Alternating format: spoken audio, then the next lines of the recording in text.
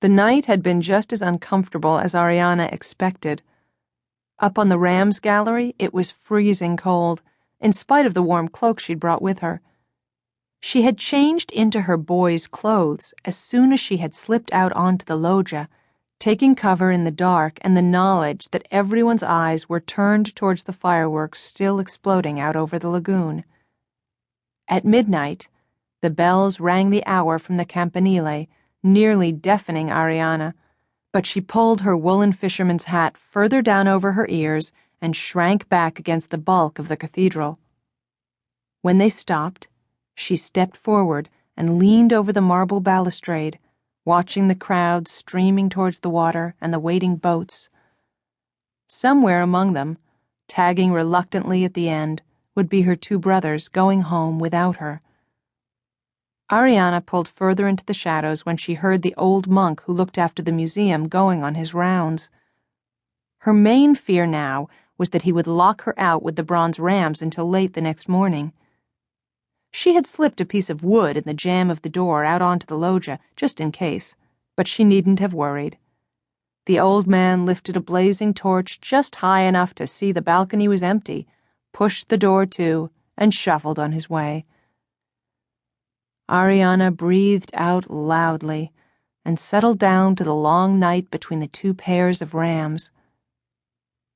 They felt like some sort of protection, standing on either side of her, the left pair with their left forelegs raised, the right pair mirroring them, even though they were not exactly company. "Good night, Rams," said Ariana, making the sign of the hand of fortune and covering herself with her cloak. She was woken early by the shouts of the people who had come to clear up the piazza after yesterday's revels. She stretched her cold, cramped limbs and rubbed the sleep out of her eyes. She walked stiffly to the balustrade and looked down over the square to the colonnade behind the bell tower, and froze. There was a stranger there, a boy about her own age, risking death. He was obviously not Belleza, not even Italian by his clothing. Ariana had never seen anything so outlandish as what he was wearing. He was as out of place as a dog in the council chamber, and yet he seemed totally oblivious of danger, warming himself in the sunshine and wearing an idiotic expression like a sleepwalker. Perhaps he was touched in the head?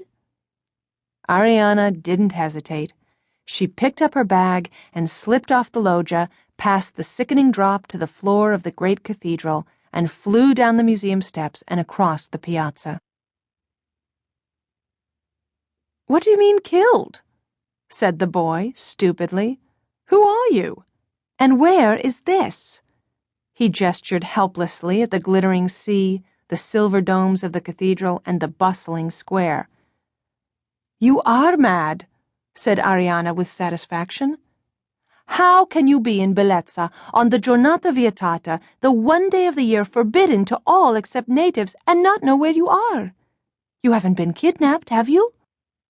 The boy shook his black curls but said nothing. Ariana saw at a glance what she was going to have to do, though she hated him for it. She dragged him back into the shadow of the bell tower and started yanking off her boy's clothes, unaware of the effect she was creating. The boy watched in astonishment as her brown hair tumbled out of the fisherman's hat, and she stood in her feminine, if rather old-fashioned, underwear, pulling a skirt out of her bag.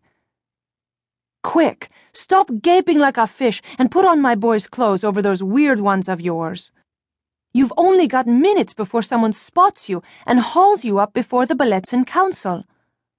The boy, moving as if in a dream, obediently pulled the rough woolen trousers and jerkin on, still warm from the body of the extraordinary girl, while she dressed herself in more clothes from the bag, talking all the time.